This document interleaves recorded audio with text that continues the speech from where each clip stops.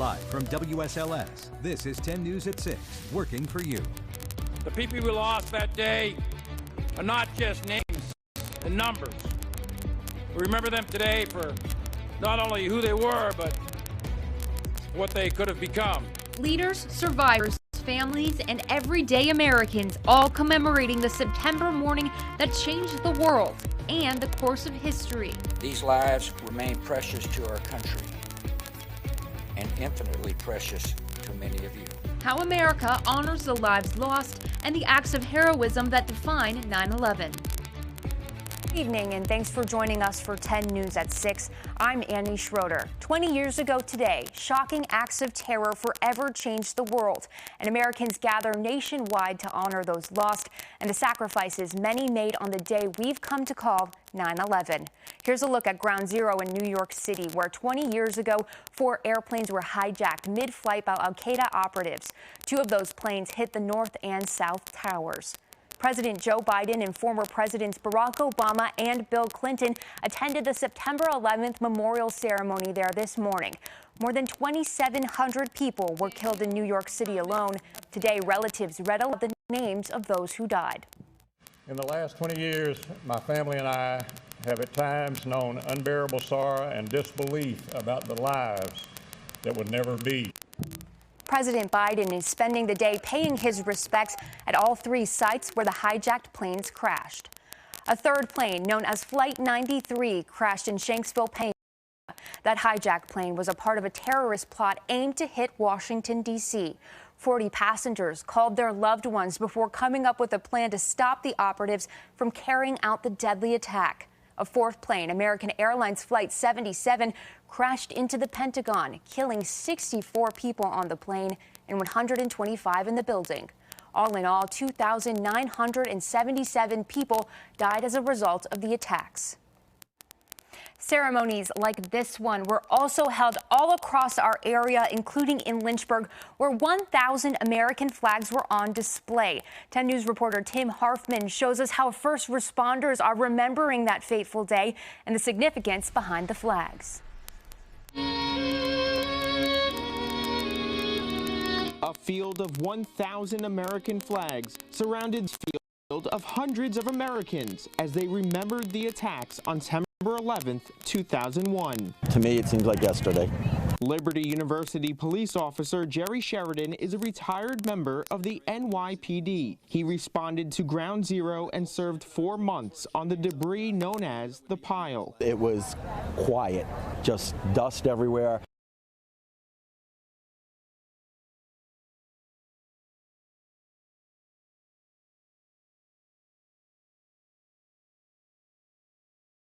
It hit the building about 100 yards from where we were sitting. It came down underneath us, and immediately there was this huge thud. And all of us were sitting in General Mahan's office were suddenly standing. We had been pushed up onto our feet from the overpressure from that aircraft. Sheridan and West hope ceremonies like this one in Lynchburg continue to honor the nearly 3,000 lives lost that fateful day. It is our duty, and in my case, it's my sacred duty to remember those people we lost that day. It gives you hope. It does help you believe that not everyone is forgotten.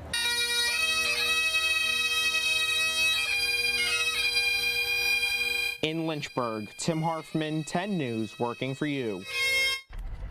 To commemorate the 20th anniversary of 9/11, members of the Bedford Fire Department are placing a wreath at the Overlook Arch today. They hope to do what they can to honor the sacrifices of so many. We'll have more information on that event and many more across Southwest Virginia tonight on 10 News at 11. And this morning, members of the Salem Fire Department also honored the lives lost 20 years ago. Scott Larson, firefighter ladder 15. Joseph Levy, Lieutenant, ladder 15. Firefighters and community members gathered outside Station 1's 9/11 memorial, where each member of the department read 20 names. Organizers say it was a way to help our local community remember the immense sacrifice made that day.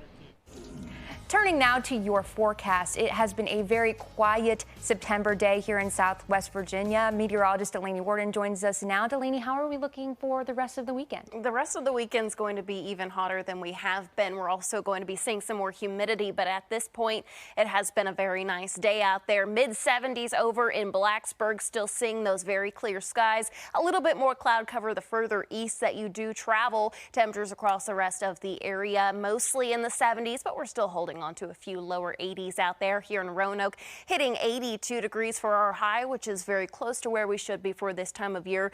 Down to 71 degrees over in Hillsville and 79 in South Boston and Martinsville. Over the next few hours, if you're planning on heading out the door, temperatures will be spent in the 70s here through about 10 p.m. From there, we're dropping down into the 60s. Again, that humidity is staying on the low side, at least for today.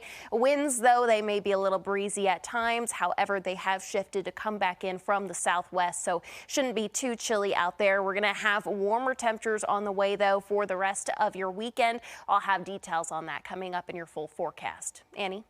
Thank you, Delaney. Roanoke City Police are asking the community for answers to help them find a young child who went missing 3 years ago today.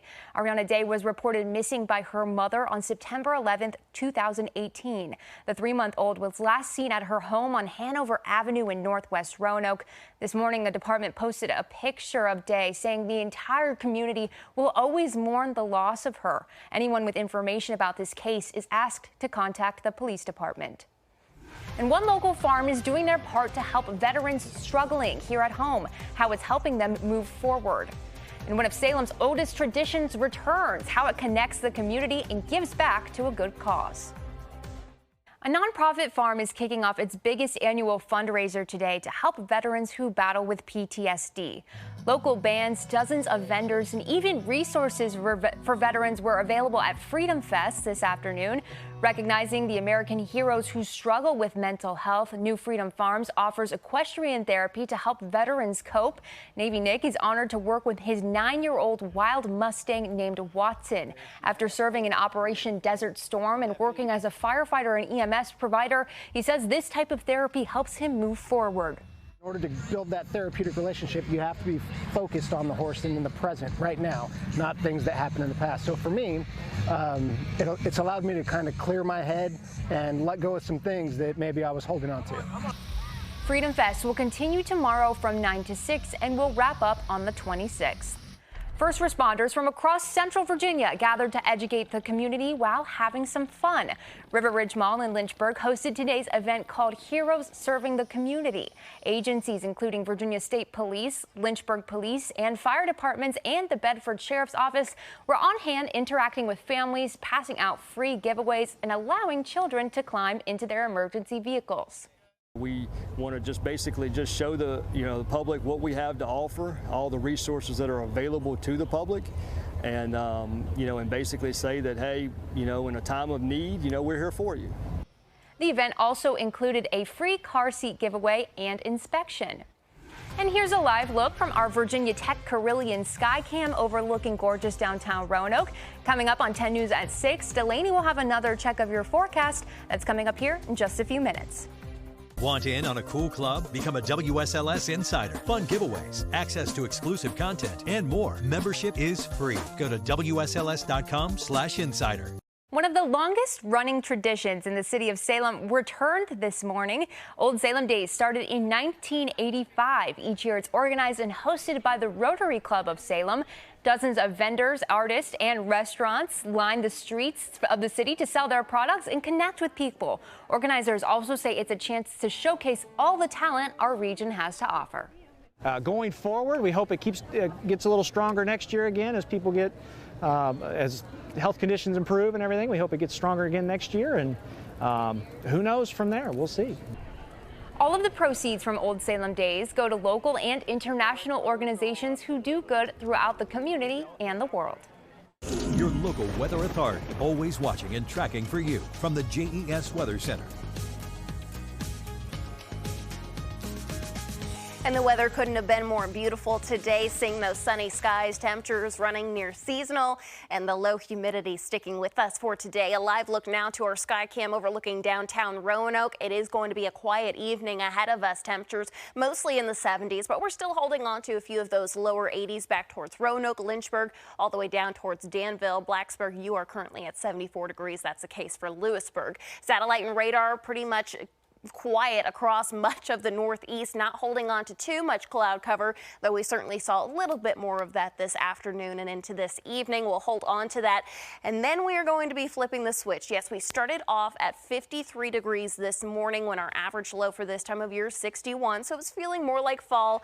By tomorrow afternoon, those temperatures are going to be into the low 90s, at least for some of us, so it is going to be downright toasty. A big difference there. Not only that, but today our dew point sitting anywhere from about 51 to 60 degrees, meaning that the low humidity felt very nice. It was very comfortable outside, but then we head into tomorrow and from there on out, and those dew points are going to be rising, so the humidity is also going to be rising for us. So definitely going to be a little bit more oppressive outside. If you want to head out to the pool, perhaps going to be a good day to do so. We'll keep the sunshine overhead thanks to that high pressure system that moved through over the past, say, 48 hours or so. It is going to be hotter and more humid for tomorrow, and then heading into Monday, we're keeping those conditions around, noticing some of that cloud cover getting a little bit closer to our area. We'll start to see more of that heading towards, say, Tuesday. But for tonight, down to the 50s and lower 60s, so not quite as cool as we were this morning. Again, right around 53 degrees, but this is actually where we should be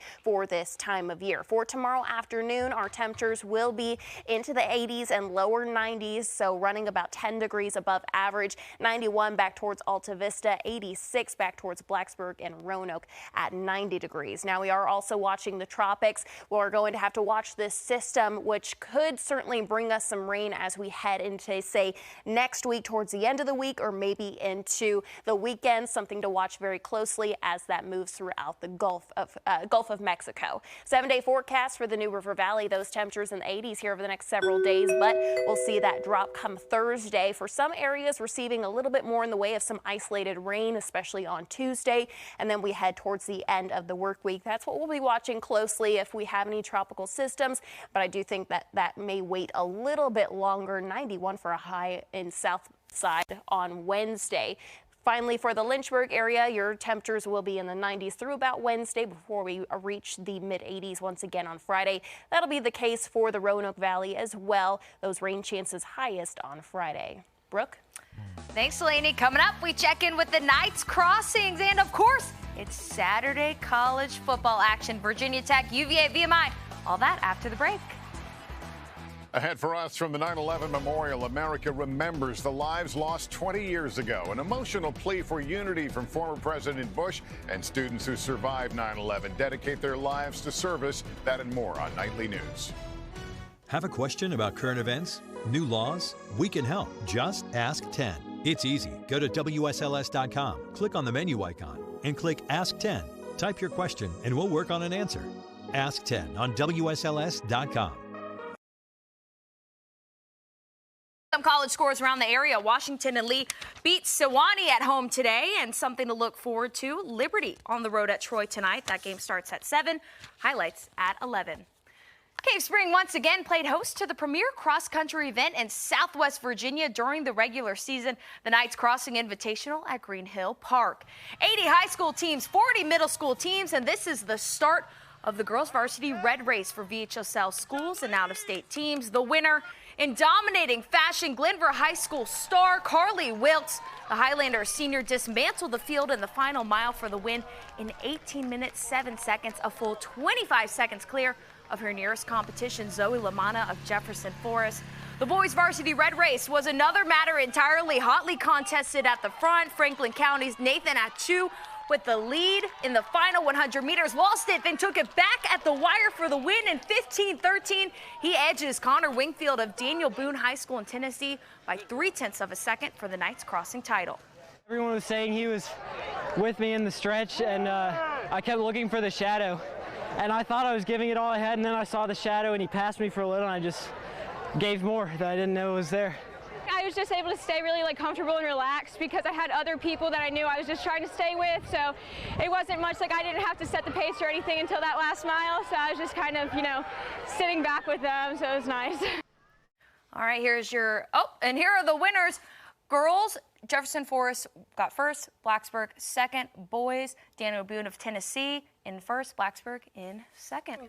Well, thank you so much for joining us tonight. NBC Nightly News is next. We'll see you back here tonight at 11.